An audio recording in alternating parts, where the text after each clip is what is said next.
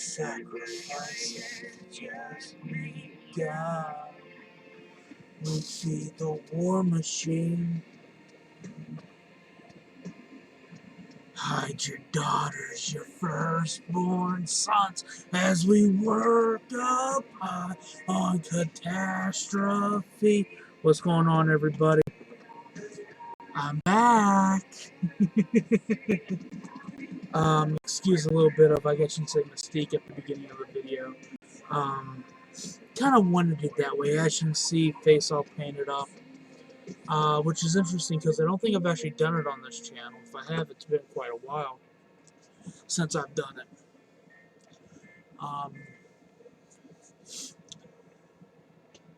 I usually do. I know I've usually done it on my Yu-Gi-Oh channel, and the whole thing behind it on that channel is, you know, it's part of the persona of the Dragon Master for that channel. The fact of the matter is, it's kind of my persona, period. Whether you guys like it or not, I am a Tech 9 fan. I am a technician. It's part of being such. I'm also a juggalo. For those of you who are still not familiar with what a juggalo is, educate yourself. If you need help spelling it, it's Juggalo. Okay?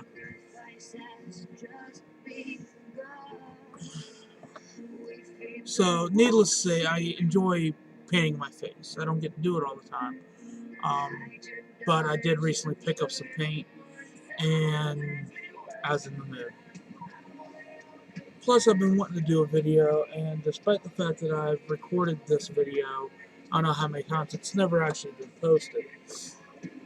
Here's hoping this one makes it. Okay. So much has been going on. So fucking much. But where to start? That, ladies and gentlemen, is the $30 question. Where do you start?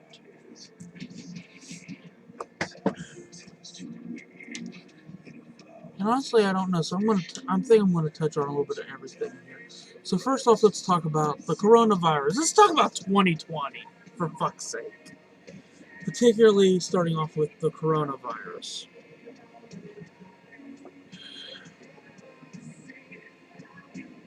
I've been saying since day one with this shit that it's a bunch of bullshit.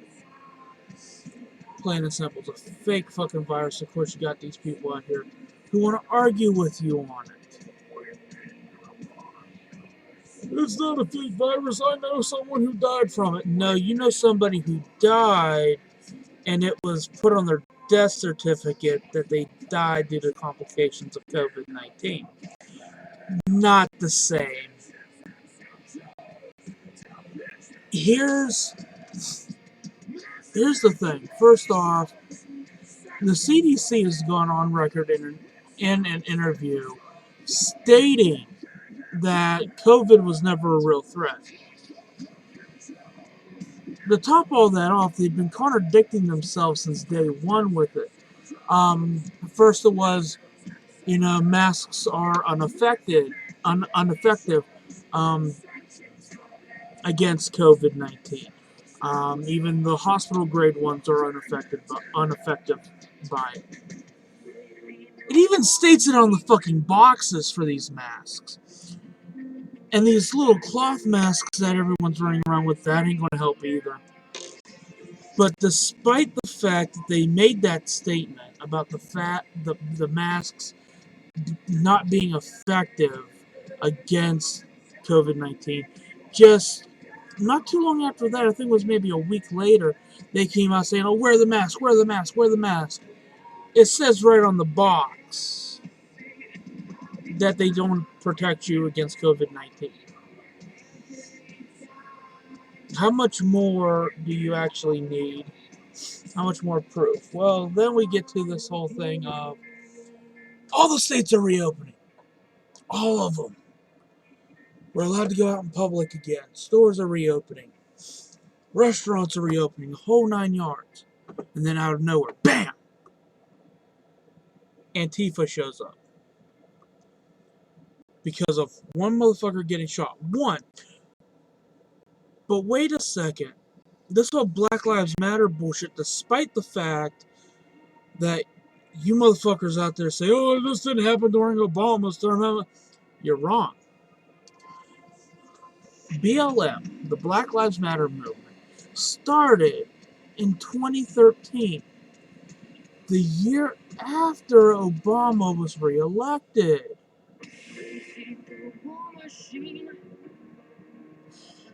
You don't have to take my word for it. You can look it up online. And back then, it was started because there were quite a few black people who were brutalized by the police. But I don't remember these riots happening. I don't remember protesting. I don't remember defund the police. And there were 5, 6, maybe a little bit more than that. But this one guy, allegedly being brutalized and victimized by the police, this one guy who was caught on camera at his own funeral. And no, he wasn't in the casket. He was sitting in one of the seats. This one guy being brutalized by the police and killed was enough to spark Antifa. It was enough to spark these riots and these protests and defund the police. First off, Antifa, I don't think you jackasses quite realize that if you defund the police, there's no one left to protect you from motherfuckers like me. And from what I understand, you're already getting your asses beat as it is. So, do you really want the police to be defunded? You're basically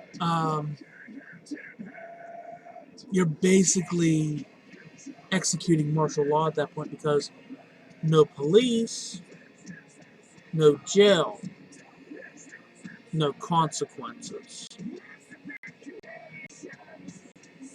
At that point, murder skyrockets, theft skyrockets, and rape skyrockets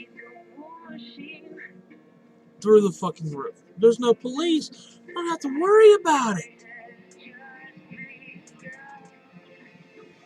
So explain to me why you want the police defunded. Oh yeah, that's right.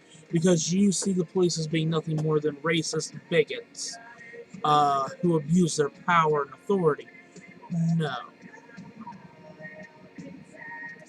Speaking on behalf of a group who was at one point put on the FBI's gang list because of a few bad apples in the bunch. Just because there's a few bad apples in the bunch doesn't give you the right to say that the entire bunch is bad. Not all police are the same. Then you want to tear down all these statues. Like, motherfuckers like you, Antifa, have been trying to erase this country's history for I don't know how many years, and you've continuously failed. So I don't know why you think all of a sudden, oh, we're going to be the ones to change it. No, you're not. You're not. Hate to break it to you, you're not.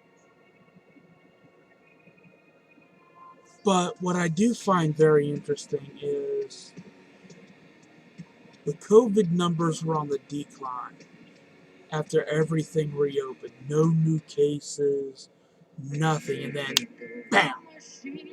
The protests and the riots start. And here comes COVID.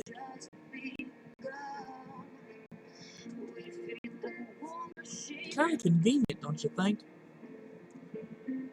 And of course, you have all these dumb fucks out here saying, oh, it's the people going to the beach and not wearing their masks. Well, wait a second. The protesters and rioters aren't wearing masks.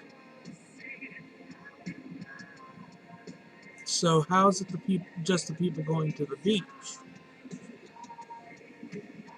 And then there's this whole thing of, oh, well, if you're protesting, you don't have to wear a mask. You don't have to social distance. But yet I gotta wear a fucking mask and do this social distancing shit just to go to the fucking store. Protesters don't have to do it. But I do? And I live in PA, so Governor Wolf is the biggest fucking...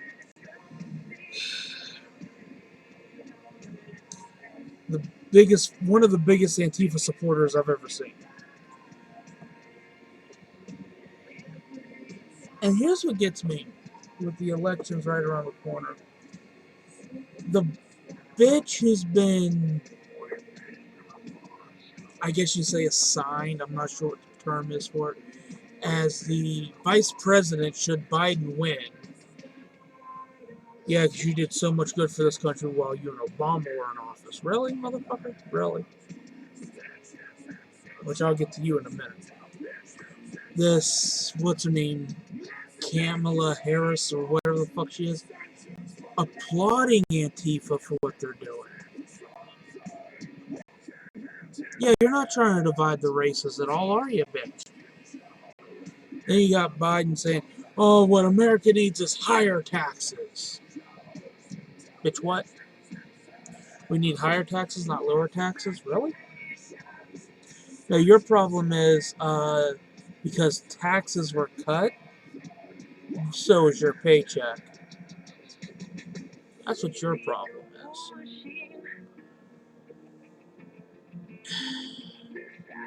I get in office, I'm going to make a mask mandate. I'm going to raise taxes. Making a mask mandate isn't going to fix anything because, again, they don't do shit against it. All you're going to end up doing is having a lot of pissed off people approaching you at the White House. And as for this whole higher taxes shit, let's really look, Biden, at your and Obama's track record, shall we? Taxes were at an all-time high. Unemployment was at an all-time high. The unemployment rate was if I remember correctly, was the highest it's ever been during your and Obama's term. Taxes were the highest they'd ever been during yours and Obama's term. And now we're going to touch on Obamacare. You wanted to make affordable health care that could be accessible to everyone. But you wanted to penalize people who didn't have it. And those who did have it, you wanted them to pay more taxes on it.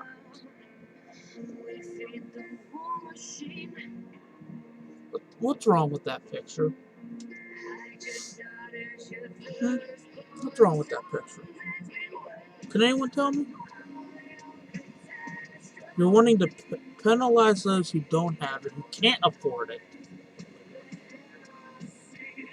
And you want to charge people an arm and a leg who have it? How is that affordable health care? How is that beneficial to the country?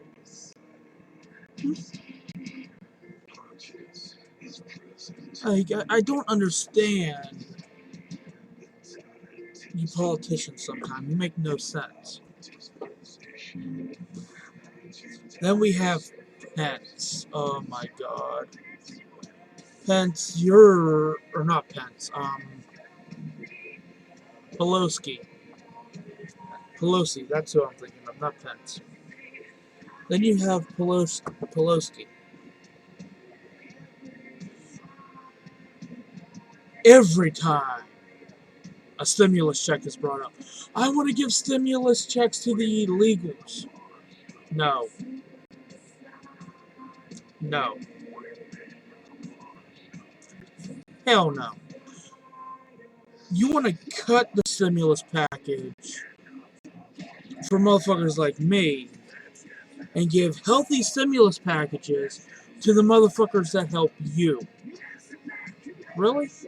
The motherfuckers who come here and take our jobs. The motherfuckers who come here and don't pay taxes. I'm paying their taxes. Every hardworking motherfucker in this country is paying their taxes. And if you don't believe that you are, you're a fucking idiot. They don't have to pay taxes. And because they get a job at a place like Home Depot or a fucking restaurant or something, they're able to live here basically free. They don't really have to get vehicle insurance. They don't have to pay taxes. They don't have to pay shit. How is that fair? That we as Americans have to pay to live in this country, but the illegal immigrants do not? But no, you want to push that stimulus check for the unions. You want to push it for the illegals. You want to push it for the one percenters. Why? Especially the one percenters. Why?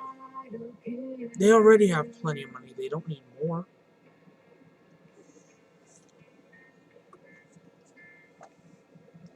You know, it's screw everybody else as long as our people get taken care of. Really. Really. Now we come to white pride. Or, I'm sorry, not white pride. White privilege. You know, a few weeks ago, I was upstairs. My mother was watching Dr. Phil. And the one thing I heard, it sickened me. Because the one thing I heard was, towards the end of his show, white people need to embrace their white privilege.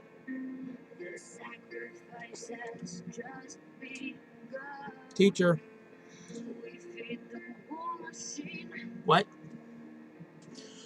First off, despite what you jackasses think, especially you Antifa jackasses, white privilege does not apply to all white people.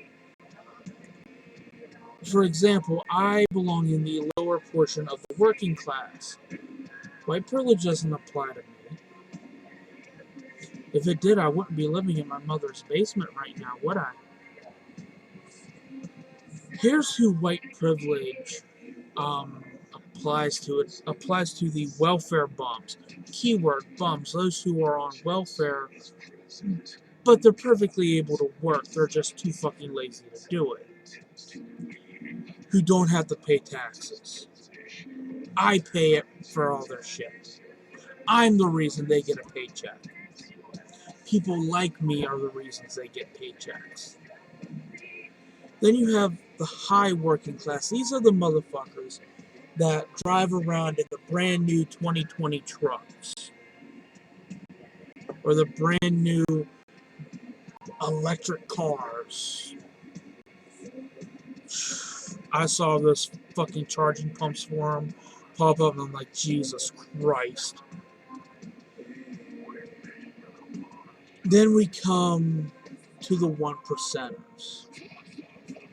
These are the motherfuckers who are hoarding all the money and paying none of the taxes. They have all the money, paying none of the taxes. These are the motherfuckers driving around in the brand new Maseratis and Bugattis and Lamborghinis and the Stingrays and all that other good shit. Who have 10 fucking houses in 30 different countries, their own private island, 20 million fucking yachts. Those are the three classes white privilege belongs to. But wait a second. Not all white people, not all the welfare bums are white people. Not all the uh, high working class is white. And not all the 1%ers are white.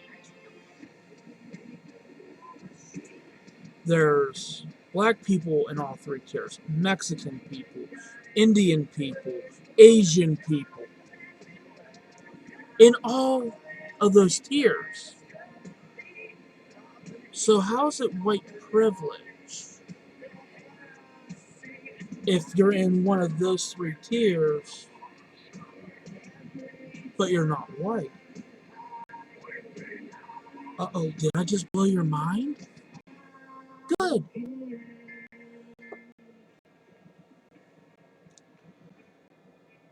The other thing that I find funny is you hear this from all the Antifa jackasses. Oh, black people have had it so hard in this country. Well, nobody's had it harder than white people in this country. White people have never had to deal with the same kind of shit. Really? Really? Here's a little bit of my bloodline. First off, despite the fact of how I look, I am part black. I have a grandfather who was black. My dad is half black. Along with that, I'm also part Pennsylvania Dutch, for those of you who are dumbasses. Irish. Or not Irish, I'm sorry, Amish. Then there's the Irish blood, the German blood, the Italian blood, and the very large portion of Cherokee blood in me. Some of which I know for a fact comes from a Native American known as Johnny Red Bull. Or Johnny Bull, rather. So let's stop and think about this for a second.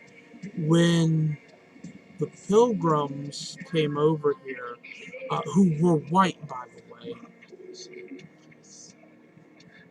yeah, they were friends with the Native Americans, but then something happened.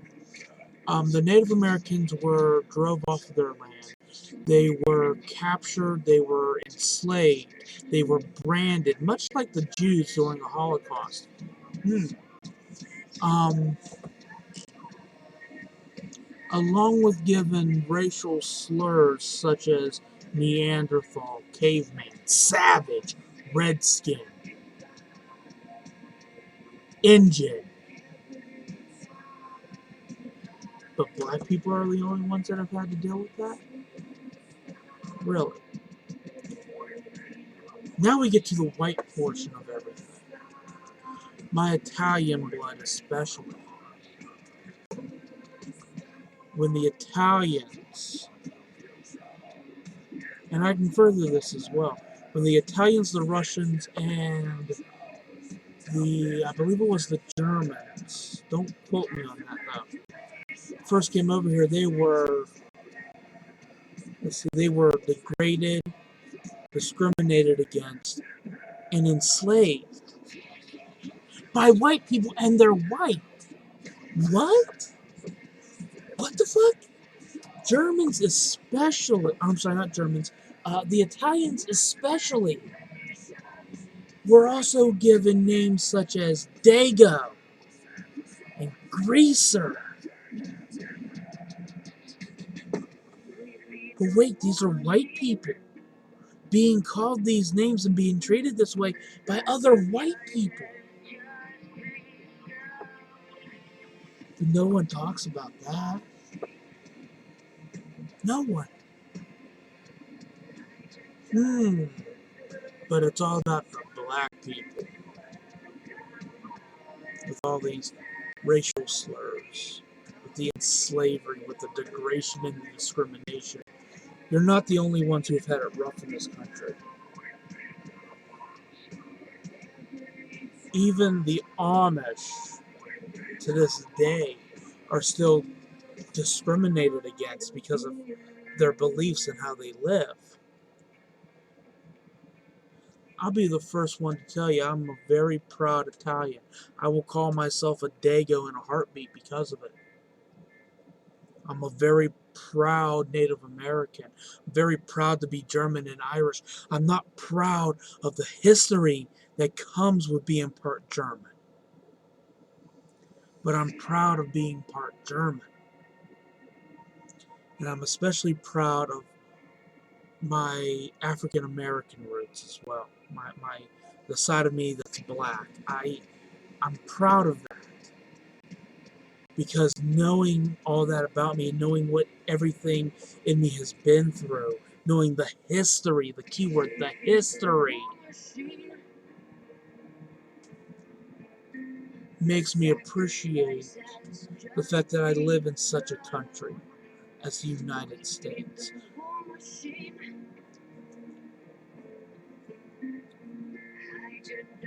But really, I look around and I'm like, this isn't the country I grew up in.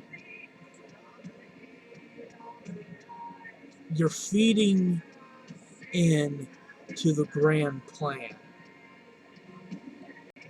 You're feeding into it, and like I've said before, you're blindly and happily being led to the slaughter by the wolves in sheep's clothing, and you refuse to do anything to help yourselves.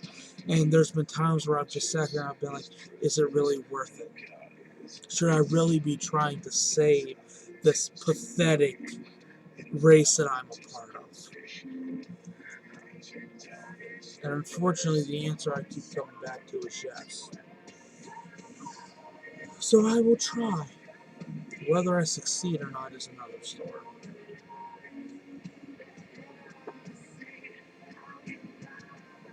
The battle it's rapidly approaching. You continue to hide in denial, and that's a suicidal game. So continue to live in your denial. Continue to slowly kill yourself to feed into the grand plan. Soon enough, everything will be revealed. Everything will be out in the open. And when it is, I'm just going to stand back and laugh. Because I've tried to tell you. People like me have tried to tell you. And by the time you finally wake up, it will be too late.